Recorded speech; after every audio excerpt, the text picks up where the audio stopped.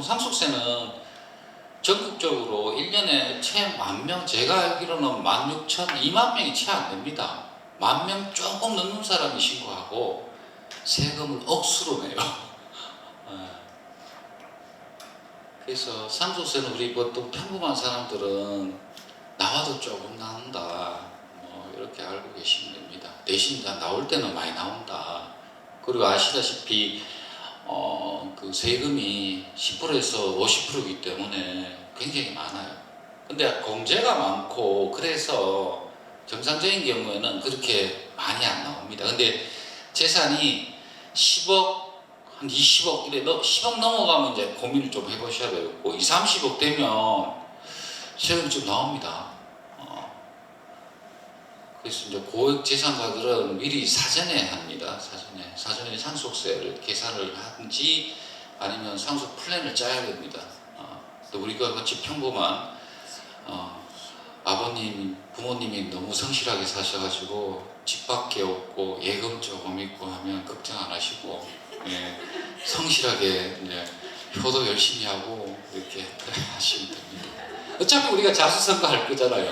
예, 그래서 생각하시면 편하시고요. 또 재산 많으면 또 싸워요. 또 상속세 신고하다 보면 오빠하고 동생하고 손가락질 왔다 갔다 하고 세금 못 내겠다. 니 왜 저기 내 모르게 돈 갖고 갔네. 자꾸 뭐 저끼리 싸웁니다. 싸워. 그래서 재산 많다고 좋은 것도 아니고요.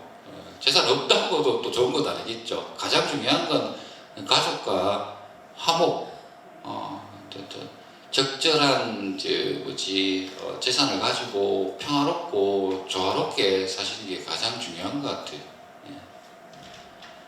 그래서 이제 상속세는 그렇게 이제 하시고요.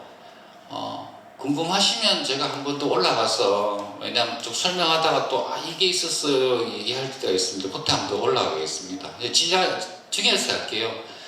증여세는 다른 사람으로부터 재산을 무상으로 받는 겁니다. 그래서 가끔씩 이렇게 오신 거예요. 뭐 전화 와가지고 이번에 뭐 명의를 이전했다 이런 말 하세요. 여기 뭐 집이 있는데, 그러니까 부모님 명의로 돼 있는 걸 딸 명의로 바꿔줬다. 세금 있는 게 그래요. 세금 당연히 있죠. 명의라는 게 제 소유권이 바뀌었다는 얘기거든요.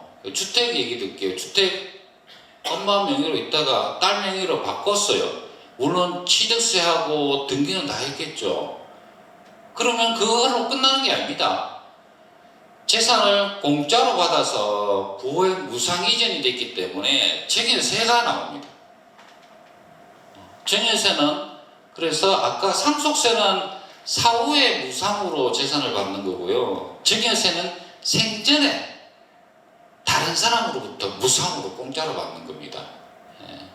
공짜로 받으면 공짜로 받는 사람이 세금 내는 게 맞겠죠. 그래서 그걸 증여하는 사람을 증여자라 하고요. 받는 사람을 수증자라 합니다. 그래서 증여세는 수증자가 내게 돼 있어요. 그래서 집을 증여했다. 본인 아버지가 아들에게 집을 증여했다면 아들이 증여세를 부담하게 됩니다. 증여세는 연대납부 의무가 원칙적으로 없어요. 그건 특이한 경우에 있습니다. 아버지가 아들한테 집을 증여해 줬는데 아들이 재산이 없어요. 증여세 낼 돈이 없어. 그래서 증여 수증자가 주소가 불분명하다든가 납부 능력이 없다고 해서 세무서에서 조세채권 조세채권을 실행하려고 여러 가지 조치를 취했는데 아무 내용이 없어요. 그러면 같이 증여한 사람이 같이 묶어서 세금을 내야 됩니다. 이런 특이한 경우도 있습니다. 그래서 자녀한테 특히 이런 게 있겠죠. 아주 어린 애한테 1살짜리 돌진한 애한테 땅을 임야 10억짜리를 증여해 줬는데 1살짜리 돌진한 아가 무슨 돈이 있겠어요. 맞죠? 그때는 자기가 돈을 내야 됩니다. 그래서 이런 경우에는 이제 자녀나 이렇게 손자한테 정의할 때는 정의하는 물건 플러스 어차피 정의에서 10억을 10억이라는 임야 땅을 정의해 주는데 정의세 낼 돈이 없잖아요. 받은 사람이. 그러면 그 정의세도 대신 낼 수 있도록 대납해서 정의세만큼 플러스 현금적으로 같이 해줘야 됩니다. 그래야지 나중에 가산세 문제도 피할 수 있죠. 그래서 10억인데 정의세가 1억이다 그러면 어떻게 정의한다? 11억을 정의하는 거예요. 그래서 정의세는 이제 계속 반복 계산이지만 1회 계산만 하거든요. 그래서 간단한 심플하게 말씀드려서 10억 정해주고 이 돈 없지? 그래 정의세 1억도 내가 줄게 해서 1억까지 얹어가 현금 정의해가지고 11억을 정해주고 세금은 아버지가 그 정의한 돈 갖고 딱 내고 끝. 만약 이게 안 되면 몇 년 지나서 아까 가산세 2% 맞죠? 예를 들어 정의세가 1억인데 또 몇 년 뒤에서 2천만 원 돌아옵니다. 2, 3천만 원 더해서 돌아와요. 예, 그런 것도 있으니까 정의세는 원칙적으로 정의받은 사람이 부담하는 게 원칙이지만 특이한 경우에는 연대 납부 의무가 있습니다. 그것도 조심하시고요. 그리고 정의세 신고 납부는 아까 정의일이 속하는 날 이때 정의일은 보통 우리 정의계약서 일자라고 할 수도 있고요. 부동산 같은 경우는 정의등기 접수일이 보통 정의등기일이에요. 요즘 예전에는 정의계약서 정의 셀프 혹시 해보셨나요? 셀프 등기? 요즘 셀프 등기도 많이 하시죠. 모르시면 법무사에 많이 맡기시는데 뭐 법무사에 맡기신다 하더라도 뭐 똑같습니다. 서로 달라는 거 그냥 셀프로 하시면 돼요. 상속도 마찬가지로 상속도 셀프로 할 수 있어요. 부동산 물건이 많지 않으면.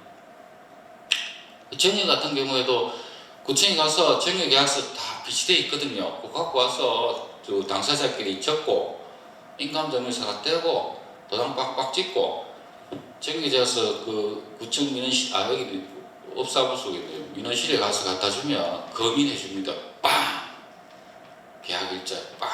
그러면 그거 들고 세무과 가서 취득세 맞죠? 정의에 따른 취득세 납부서 주세요 하면 쫙 만들어줍니다. 그거 갖고 은행 가서 돈 내고 그 서류 들고 저 등기소 가서 또 번거롭긴 하죠. 그거로 해도 2, 30만 원 아낍니다.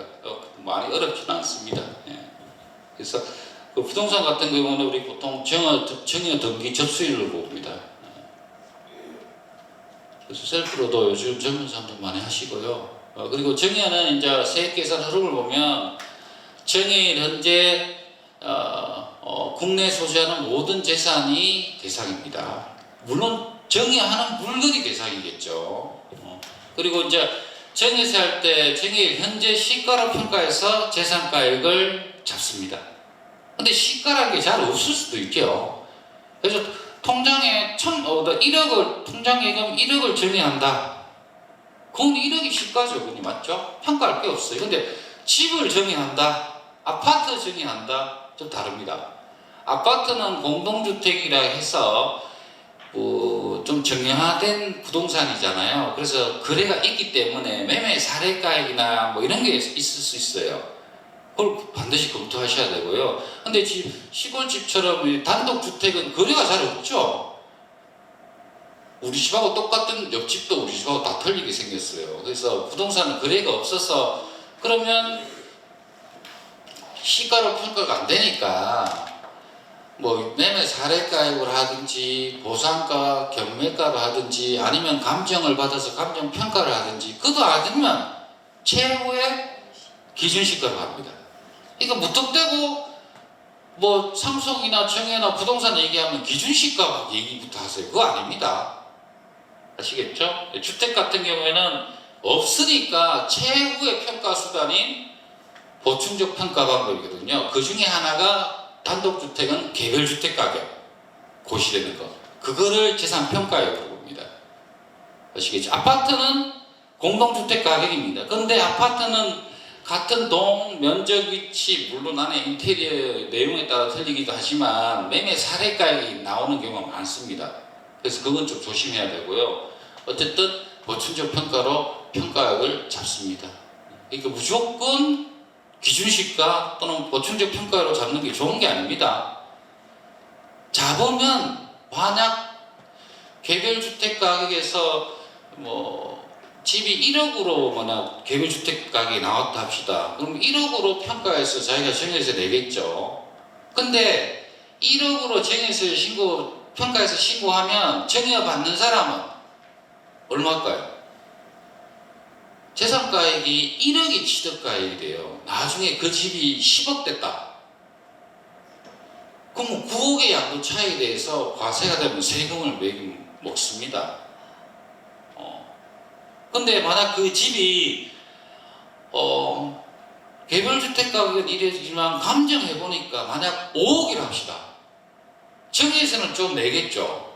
근데 그러면 자기 취득가액이 5억이 되잖아요. 나중에 팔 때 아까 1억에서 10억에서 9억의 양도 차익의 세금 내지만 감정받았다 하면 5억에서 10억에 파는 거니까 5억의 차익만 냅니다. 그래서 정례나 상속 같은 경우에도 세금 부담이 좀 부담스럽지 않으면 예를 들어 상속세가 안 나오는 수준에서 감정을 받는다든가 또는 정여세가 부담스럽지 않은 수준에서 감정을 받아서 취득가액을 높이는 것도 한 방법입니다. 그래서 예전에 뭐 이렇게 얘기하니까 어떤 사람 전화 와서 자기가 뭐 정여를 받았는데 농지인데 한 5천만 원 된대요. 근데 파는 게 한 3억 된대. 근데 감정받아서 한 2억 될 수 있냐는 거예요. 안 해줍니다.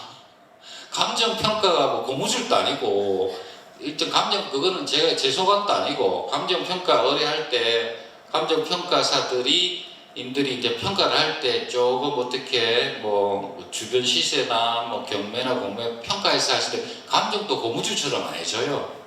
그리고 원형대로 감정을 해야지 인정을 받지 엉터리 감정하면 인정도 못 받습니다. 근데 어쨌든 최소한 기준시가 보충적 평가보다 감정을 하면 조금 더 시세에 근접해 가잖아요. 시세 한 7, 80%까지 올라갈 수 있기 때문에 고려되면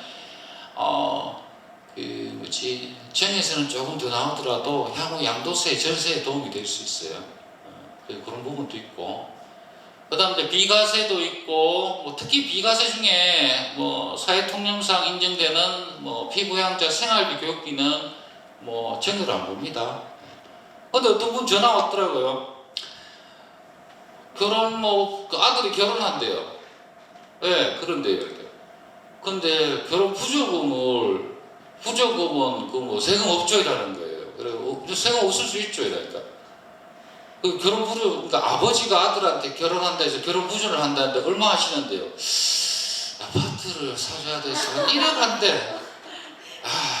결혼 부조금 아버지가 아들한테 결혼 부조 한다는 것도 이상하고 1억 이상 한다는 것도 이상해요. 뭐 전세 자금이든 뭔지는 모르겠는데 1억을 하겠다. 이거 그분은 분명히 들었죠. 결혼 자금이나 뭐 생활비, 교육비 뭐 이런 거는 축의금 이런 거 비과세라 하더라. 안 받아줍니다. 조금 이따 뒤에 나올 건데요. 이 결혼 부주 축의금이라도 사회 통념상 인정되는 겁니다. 주택, 자동차 뭐 이런 거 그거 갖고 사면 안 돼요. 정해서 원래 걸리면 정해서 내셔야 돼요. 그리고 아들한테 결혼한 데서 1원을 결혼 축의금 준다고 그 누가 믿겠습니까? 정의입니다, 정의. 근데 이제 사회통념상 인정되는 뭐 생활비, 교육비 정도는 뭐 세무서에도 만약 문제가 돼도 크게 이제 소명을 해서 과세를 안 합니다. 그 다음에 과세가의 불산입도 있고, 뭐 예를 들어 장애인이 받는 재산 같은 경우에는 빼주는 경우도 있습니다. 근데 정의에서 특이한 게 또 채무, 그 재산에 담보된 채무로서 수준자가 인수한 채무, 이게 대표적으로 주택 정의하면서 주택이 한 가구가 살아요. 근데 주택이 가격이 한 3억 해요. 근데 보증금 세입자가 전세를 줬어. 전세 1억에 월세 얼마 이래 줬어요. 그러면 3억에다가 1억을 뺍니다. 그럼 2억이잖아요. 2억에 대해서 정해서 과세하는 거예요. 간단하게 얘기해서. 물론 이제 임대료 환산 규정이 있지만 임대료를 차감합니다.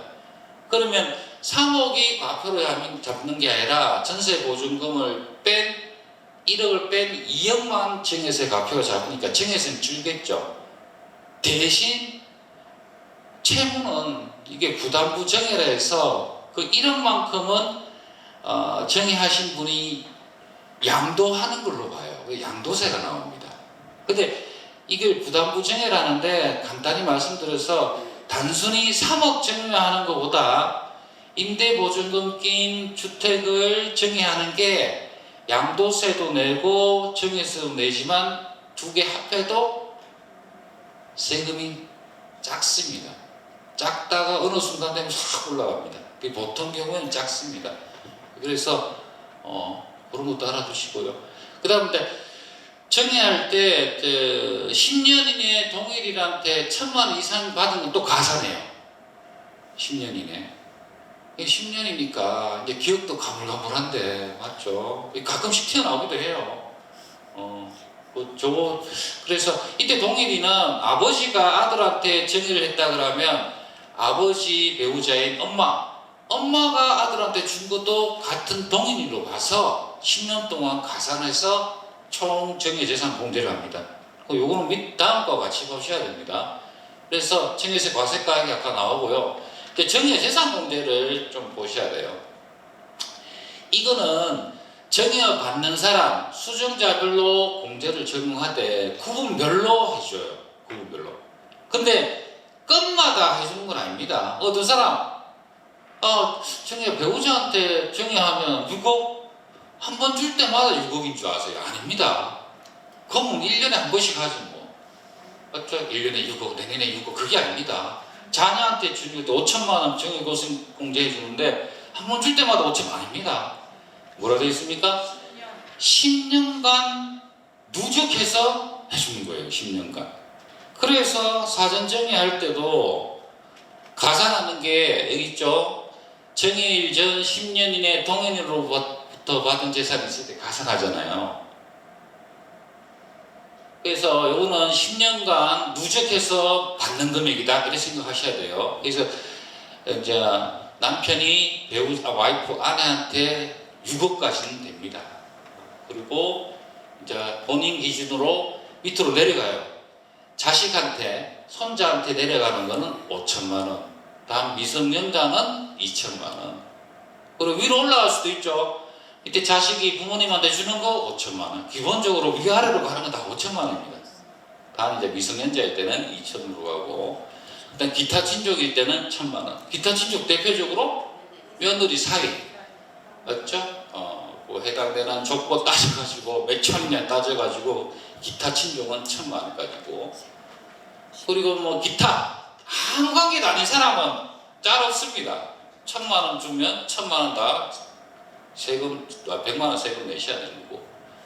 그래서 이 정여재산 공제를 잘 눈여겨보시고, 그리고 이제 항상 질문 많이 하시는 게 요즘은 좀 하도 뭐 많이 하셔가지고 10년간 그거라는 거 아시고, 정여 받았어, 정여를 한 사람도 없고 받은 사람도 없고 반드시 10년간 그게 적용된다는 거, 사전 정여라는 거 본인이 알고 계셔야 돼요. 보통 신고할 때 빠지는 경우가 많습니다. 사람 기억이, 그렇죠. 저도 뭐 일주일 전 거 기억 잘 안 나요.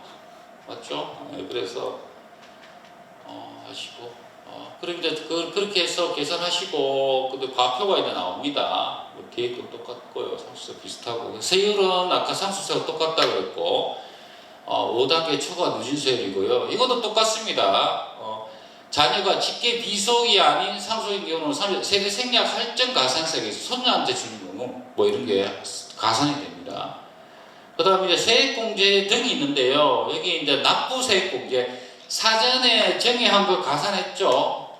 아까 말씀드린 대로 여기 6번에 가산된 정의재산 있잖아요. 10년 전에 한 거 가산해 줬으니까 요 정의할 때 부담한 정의세 산출세액을 나중에 여기 정산해 줍니다. 납부세액 공제해서 어쪽 가산한 정의재산의 산출세액에 상당한 산출세액을 뭐 한도로 해서 뭐 납부세액 공제해주고, 뭐 신고 기간 이내 하면 3% 세액 공제도 해주고요.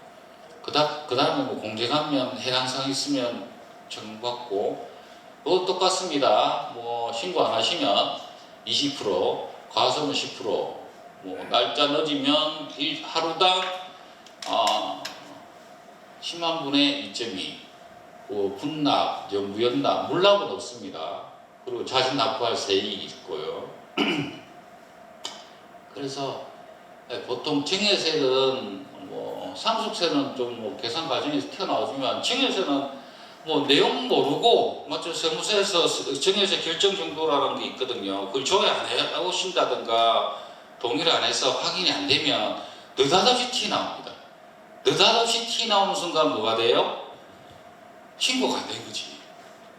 가산세 20%가 있어요.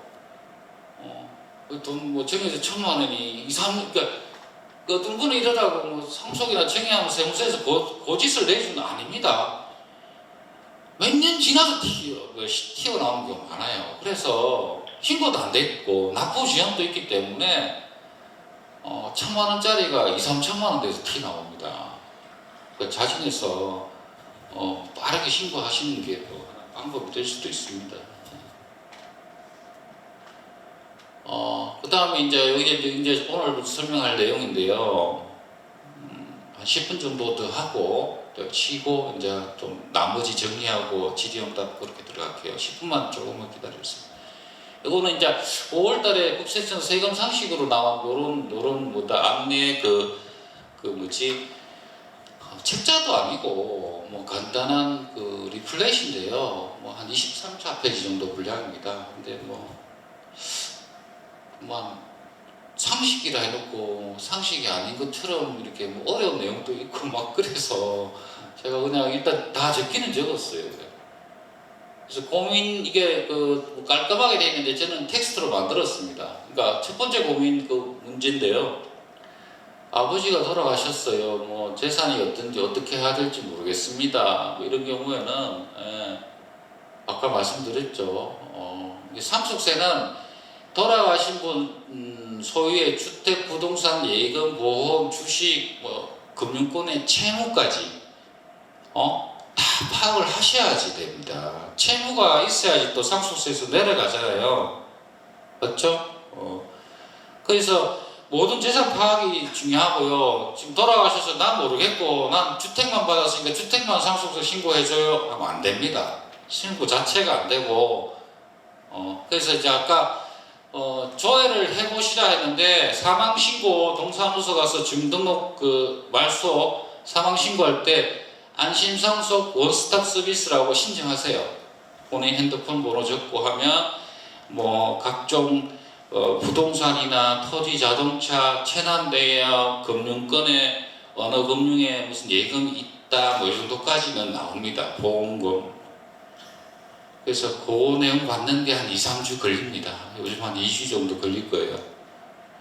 그러니까 그렇게 신고하시면 대강의 윤곽은 알 수 있습니다. 그 다음에 주택만 상속받는데 상속의 세금이 없다. 그래서 상속세가 진짜 없는지는 모릅니다. 전화 한 통으로 간단히 몇 마디 듣고 상속세 세금 없을 것 같아요 이런 말 하기 진짜 저도 많이 했는데 좀 조심스럽습니다. 왜냐하면 내용을 모르거든요. 보세요. 이게 주택만 달랑 받았다고 생각하지만 그 전에 돌아가실 때는 재산이 없었지만 10년 동안 10년 전에 뭐 보상받은 거 뭐 100억짜리 100억 보상받아가 자녀한테 다 줘버렸어. 다 추정으로 다 걸립니다. 그래서 생전에 정의한 재산이 있는지 알아보셔야 돼요. 그럼 왜 그렇습니까? 사전정의 재산으로 가산하잖아요. 맞죠? 상속세 계산할 때 10년 이내. 그리고 또 자기는 모르지만 지금은 없지만 나중에 돌아가시고 어쩌하니까 보험이 들어져 있다. 뭐 이렇게 하면 또 보험금도 수령하잖아요. 이거 다 상속 재산입니다. 누락하시면 안 되고요. 그리고 아까 추정상속재산처럼 사망 전에 막 예금 막 뽑아가시고 있잖아요. 1년 내 2억, 2년 내 5억 이상 되는 거 소명 안 하시면 다 추정으로 상속세 과세됩니다.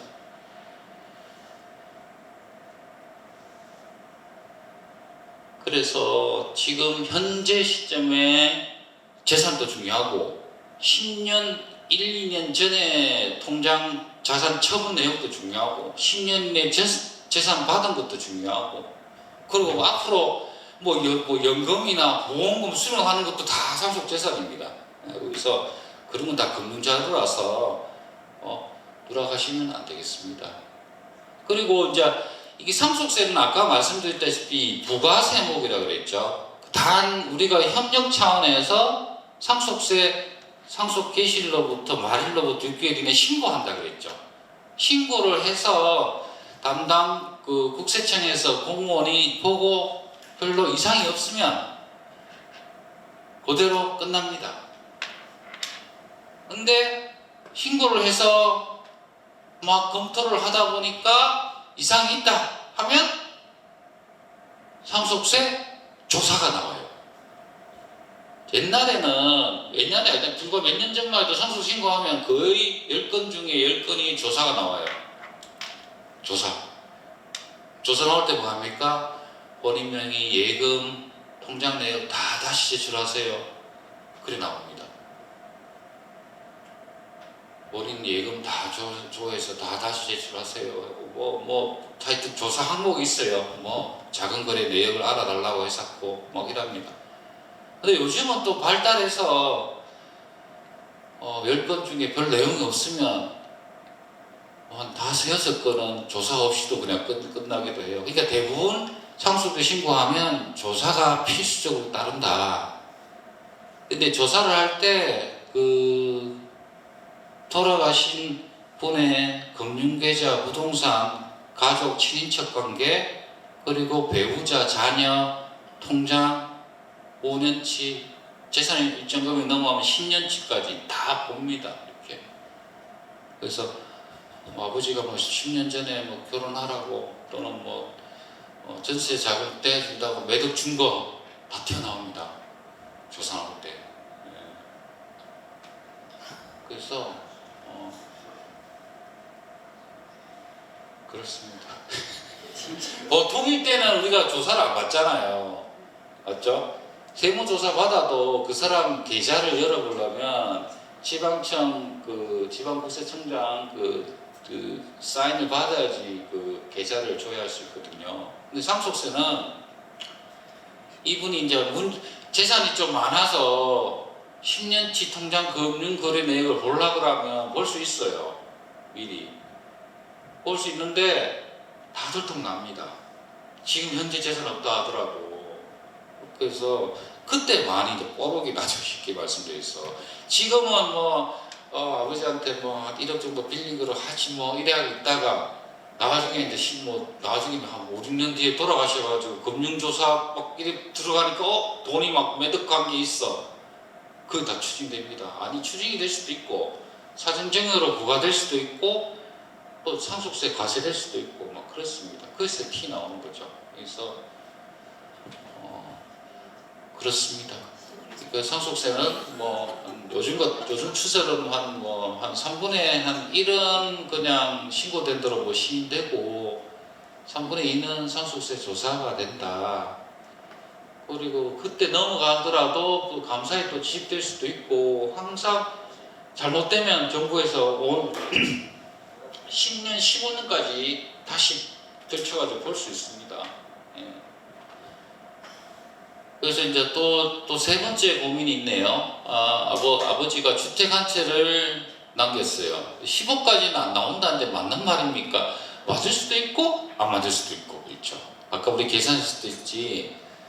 똑같은 내용이라도 사람이 구성이 다르다든가 사전에 정의가 있다든가 있다 틀려요. 그래서 배우자하고 자녀만 있으면 아까 했죠. 배우자 일괄공제 5억 있다 했죠. 5억하고 배우자 최저 배우자 아무것도 안 받아도 5억을 해줘요. 배우자 계시면 10억이잖아요.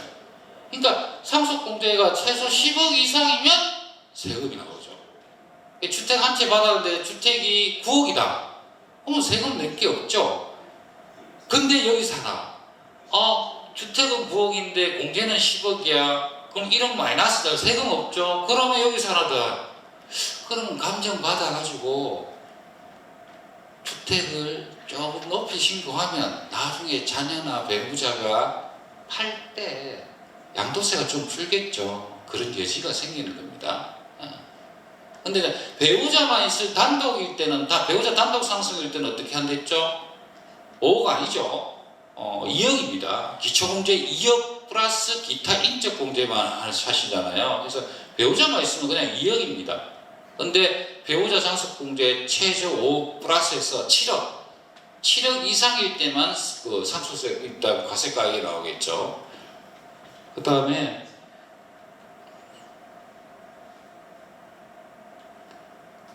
자녀만 있을 경우에는 일괄공제 5억에다가 배우자가 없기 때문에 하나도 못 받고요. 5억. 그러니까 5억 넘으시면 상속세 과세가 나오겠죠. 그러니까 이런 거를 해주셔야 되고, 그 중요한 건 여기 있습니다. 상속공제 종합 한도에 걸릴 때는 밑에 금액이 또 달라집니다. 사전에 정해가 있다든가 막 이런 식의 내용이 있을 때는. 여기 꼭 맞는 내용은 아니에요. 그런 내용을 들으려고 그러면 그 상담할 때도 자료도 많이 봐야 됩니다. 기본적으로는, 그러니까 흔히 한다는 얘기로 최소 배우자 있고 자녀 있으면 10억까지는 일단 공제될 수 있다. 다 조건이 있죠. 사전정액 하나도 없다 했을 때 그런 겁니다. 근데 사전정액보다 많다 하면 이것도 안 돼요. 세금 있어요. 원칙은. 근데 기본적인 포맷은 저렇다. 배우자하고 자녀가 있을 때는 상속세 공제가 최소 10억부터 시작할 수 있기 때문에 그렇다. 10억이 넘어가면 이제 과세가액이 나온다 이렇게 하시면 되겠고요. 그래서 주택평가, 아까 말씀드렸죠. 원칙은 시가인데요. 시가가 없으면 유사한 가격, 없으면 공시가격, 기준시가를 하는 겁니다. 이게 무턱대고 평가 3번으로 가는 거 아닙니다. 그리고 아까도 말씀드렸지만 전략적으로 2번이나 1번으로 갈 수도 있겠죠. 감정평가 받아서 상속세 부담 없는 선에서 취득가액을 조금 높게 신고해가지고 자기가 양도세 할 때 조금 이익을 볼 수 있겠죠. 그런 거는 미리 계산을 돌려봐야 되기 때문에 일률적으로 답을 할 수 없어요. 근데 예전보다 감정하시는 분이 조금 늘었잖아요. 옛날에는 무조건 몰라 기준시가 이런데 요즘은 감정할까 뭐 이런 생각도 많이 하세요. 그렇죠. 이런 경우에는 돌아가신 아버지 주택을 어머니가 물려받아서 그 집에 계속 살고자 합니다. 근데 상속세 많이 나오면 어떻게 되냐요? 상속세는 아까 말씀드렸지, 배우자가 살아계시면 배우자 상속공제를 잘 받을 수 있도록 평소에 준비를 하시는 게 좋습니다. 단 한도는 있죠. 한도 계산할 때 또 주의하셔야 되고요. 그래서 12억 주택 상속의 경우에는 참고로 말하면 배우자가 상속 받으면 전액 다 공제받죠. 맞죠? 배우자 최저 5억부터 공제잖아요. 그리고 받은 거 다. 그냥 자녀가 상속하면 10억만 해줍니다. 자녀 일괄공제 5억에다가 배우자 최저 공제 5억, 10억. 그러니까 두 번째 자녀가 상속하는 경우에는 상속세 과표가 2억 나오죠. 2억이니까 2천만 원 세금이 나온 거고, 배우자가 전액 다 받아갔으면 배우자는 물론 배우자 공제 한도는 있지만 배우자 공제는 최저 5억부터 30억까지니까 해보면 배우자 공제가 넘쳐요. 그래서 배우자가 갖고 가면 빵! 그래 됩니다. 그래서 또 하시잖아요. 내가 살면 얼마나 살겠노? 네가 니한테 뭐 번거롭다. 네가 다 해라. 그게 반드시 맞는 말 아닙니다. 그런 거 따져보면. 그래서 배우자 공제가 있으니까 저걸 잘 검토를 하셔야 되겠고요. 근데 배우자 공제를 한다고 해서 어머니가 주택을 상속받았어요. 그런데 살기를 또 자녀가 산대요. 자녀가 공짜로 막 무상으로. 옛날에는 괜찮았는데 살아도 됩니다. 단 이게 무상으로 살면 부동산 무상 사용 이익이라 해서 또 증여세가 있어요. 근데 그거는 5년 주기로 1억 이상인 경우만 과세하거든요. 주택 가격이 밑에 계산을 해놨죠. 13억 얼마 그 밑에일 때는 증여세 과세 표준이 안 나와요. 그러니까 주택 가격이 13억 이하일 때는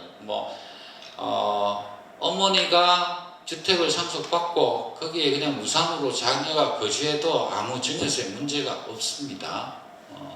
그리고 또 소유자, 어머니가 상속받았잖아요. 소유자하고 같이 또 그 가족이 살 때는 또 증여세를 과세 안 합니다. 이런 거로 추진되는 경우는 별로 없죠. 근데 이제 서울에처럼 아파트 20억, 30억 이런 경우 그런 때는 좀 문제가 되겠죠. 자, 그 다음에 아까 말씀드린 겁니다. 아버지 주택에서 함께 거주해서 봉양하던 중 사망하셨다. 그러니까 동거주택 상속 6억까지 된댔죠. 그래서 10년 이상 계속해서 1세대 1주택에 동거를 하고 자녀가 상속받으면 전세 보증금 빼고 그 주택에 6억까지 주택 가액을 빼줍니다. 이것도 굉장히 큰 효과가 있습니다. 단 배우자가 받으면 이런 건 없어요.